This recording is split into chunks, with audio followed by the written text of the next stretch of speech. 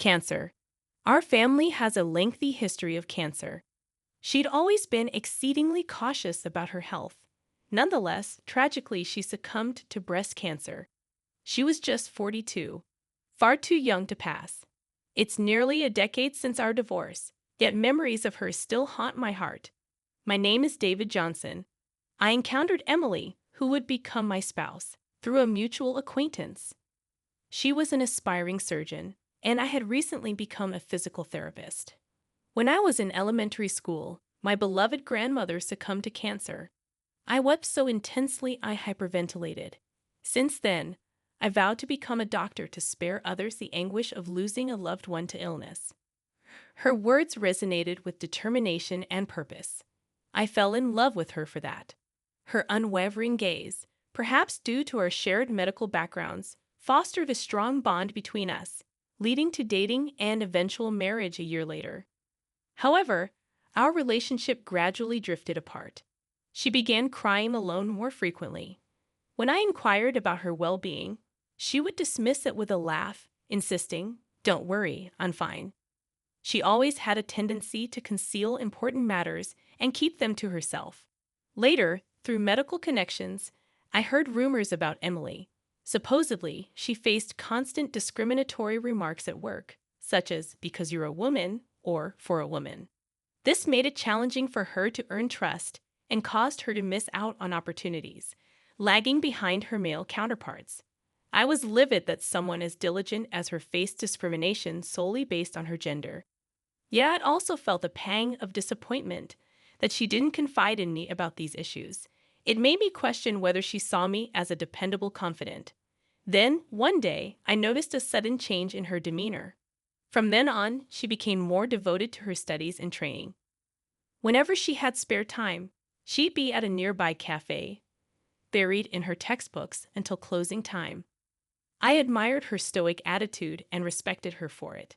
However, as the time we spent together dwindled, I began to feel lonely. The reason why she studied outside was that she couldn't concentrate at home. I understood her reasoning, yet it made me feel somewhat like a nuisance, which annoyed me a bit. Gradually, our feelings for each other became misaligned, and eventually, I suggested maybe it's better if we go our separate ways. She solemnly agreed with that. Finally, we divorced. However, over these 10 years, Emily and I weren't completely out of touch. Since our workplaces were close, we occasionally ran into each other downtown or in our neighborhood. "How's work going lately?" "Well, not bad. I've slowly started to perform surgeries myself." "Wow, that's impressive." Since our divorce was amicable, we would stop and chat whenever we met. Yet, about 3 years after our divorce, I transferred to a different hospital. I made sure to inform her about it over the phone. "Good luck. I'll be doing my best too. Hopefully, we'll both be successful in the future." "You'll definitely make it. See you." With that, I ended the call. Later, while working at the new hospital, I met a woman named Karen. She was my patient, and we fell in love and eventually got remarried. This time, I'm determined to make it work. I thought I started a new chapter in my life. I wondered whether I should tell Emily about that. We were even strangers, so I was under no obligation. But as a casual update, I decided to give her a call. "Hey, it's been a long time. What's up?" Emily sounded genuinely happy to hear from me.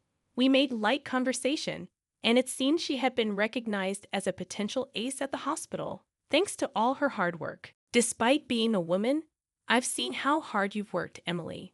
I'd always believed you could do it. Really hearing you say that means a lot to me. Thanks, David." Hearing my name after so long brought back memories, but I'd started down a different path. Actually, I'm getting married. For a moment, it felt like time stood still for her. However, she quickly responded with, "Oh, really? Wow, congratulations," making me think maybe I was just imagining things. "Wait, is that what you called to tell me? You don't have to worry about me. You're not planning on inviting me to the wedding, are you?" "No, that would be too much." "Just kidding." "Okay, having said what I needed to, well, that's all I wanted to say." "Okay, thanks for letting me know, David. I hope you're happy with that." She hung up. It's been over 5 years since I've had any contact with her. That call was our last conversation. When I arrived at Emily's viewing, I was surprised by the sheer number of people coming and going. I saw Emily's cousin and greeted him. "Hi, David. Long time no see. You look well." His name is Alex. He was the one who informed me of Emily's passing.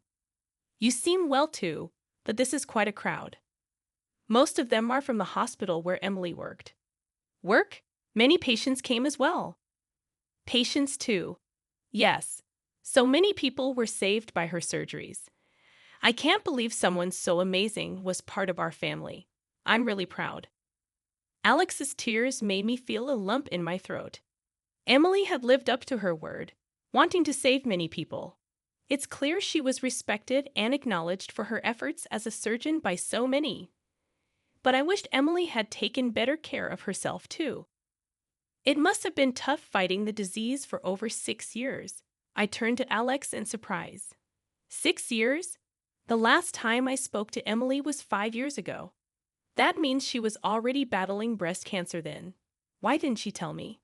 I felt a rush of anger towards her, but I caught myself quickly. At that time, I called to tell her about my upcoming marriage. Perhaps she thought that telling her ex-husband about her cancer would only burden me as I was starting a new chapter. In a way, by announcing my marriage, I distanced myself from her while she faced her fears alone. What a cruel thing I have done. As I offered a flower at her altar, I apologized, regretting my actions. That day, "I'm sorry, Emily, for not realizing sooner." I gave a slight nod to her parents, who were still in tears, struggling to come to terms with their loss. Emily was a great person who saved many lives, but to them, she was their irreplaceable daughter. They must have never wanted to witness her passing. The thought made my heart ache. That's when it happened. "David, do you have a moment right now?" Alex tapped me on the shoulder. "Yes, sure. What's up?" "Actually, there's someone who wants to meet you. Could you come with me?" "Someone wants to meet me. Who is it?" He gestured towards a man. "The gentleman right there. He's Emily's current husband." Hearing that, I was taken aback. Her husband faced me and greeted politely, saying, "Pleased to meet you. I'm Raymond." He seemed significantly older. From our conversation, I learned he was the deputy director at the hospital where Emily worked. So she had remarried a highly experienced doctor. However, as her ex-husband, meeting Raymond in that context felt oddly uncomfortable. "I'm sorry to take your time. Actually, I have something important I'd like to discuss with you." Raymond and Emily had been planning to open their own hospital. I remember her once saying, "I'd love to build a hospital someday, though I know it's a long shot." I never imagined they were close to making that dream a reality. Her determination never ceased to amaze me. We married 2 years ago. Despite her battle with cancer, she continued to perform surgeries, facing each patient with dedication. I was drawn to her relentless spirit. I knew her prognosis wasn't good, but I wanted to marry her, hoping for the best. Even as a doctor, we wanted to open our hospital together. Raymond wiped away his tears with a handkerchief. He expressed regret that they were so close to realizing their dream, yet it remained unfulfilled. Though Emily has passed, I want to carry on her will, open the hospital, and continue helping many patients, just as she did. His gaze was as steadfast as Emily's had been. Now, to the matter at hand. We had planned to include a facility to support disabled individuals within the hospital. Support for the disabled too. So, you'll eventually need physical therapists. Exactly. And about the physical therapist position, I was hoping you would consider joining us. Me? I was utterly surprised by the unexpected offer. But he mentioned that Emily had recommended me for the role when they first discussed opening the hospital. Why would Emily recommend me? He smiled. "She always spoke highly of you, praising your ability to empathize with patients and motivate them with your words. She even said that one of the reasons she persevered as a surgeon was due to your encouragement. I must admit, her smile when she spoke of you even made me a bit jealous. She said that about me. Then something even more surprising came up. It's possible that she still had feelings for you. What? She never mentioned anything like that in front of me, but there were moments when she seemed to be lost in thought, as if she was conversing with memories deep within her. I believe those were moments with you. Raymond's words made me recall my last conversation with her. Indeed, there was an awkward pause when I informed her of my marriage. To think she still had feelings for me was a shock. I never stopped caring about Emily either. Even when I proposed our divorce, I still loved her.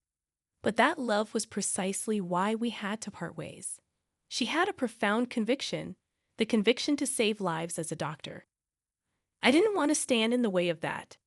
As a fledgling physical therapist, I had my convictions too. I thought I had no regrets about our decision, yet tears now freely flowed down my cheeks. Raymond gently placed his hand on my shoulder. Emily might have been saddened by our separation, but she never regretted her path as a doctor. Instead, she was grateful for your support, which enabled her to strive forward. I loved her, including the moments she shared with you. I'm sorry I'm speculating. She always hid the most important things after all. I responded with a laugh. Really? He assured me there was still time to think it over before parting ways. When I discussed that with my current wife, Karen, she seemed to see right through me. You want to work there, don't you? You've talked about Emily so often. Feeling guilty for my insensitivity, I started to apologize, but she smiled. It's okay. It's not about holding on to the past. You always spoke of Emily with such respect. I understand. Raymond's feelings. Normally, one might be hesitant to work with their spouse's ex, but Raymond accepted her suggestion willingly. She must have respected you deeply, believing you were the right person for this. Your relationship with Emily goes beyond just being ex-spouses, and both Raymond and I believe that. So, follow your heart. Closing my eyes, I reflected on Karen's words. Emily was indeed someone very special to me. It's true. I'm grateful to both Raymond and Karen for understanding that.